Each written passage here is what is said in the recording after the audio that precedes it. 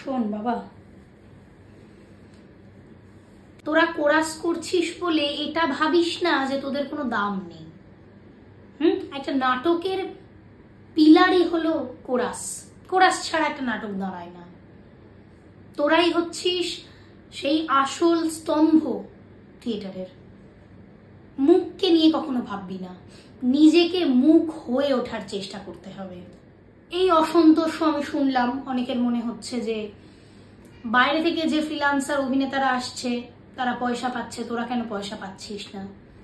দেখ বাবা, এটা তোদের দল, এখানে ওরা বাইরে থেকে আমন্ত্রিত হয়ে আসছে। তোদের বাড়ি, তোদেরই সমস্ত কিছু।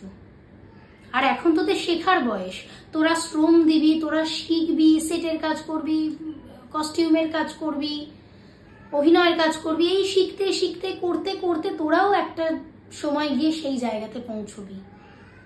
হ্যাঁ, ফলে এই অসন্তোষগুলো করিস না। মানে আমরা তো এগুলো বলারই সাহস পেতাম না। মানে আমরা, এটাই খুব নর্মাল ছিল, এটাই থিয়েটারীয় যাত্রা। এইভাবে এই যাপনটার মধ্যে দিয়েই আমাদের এগোতে হয়।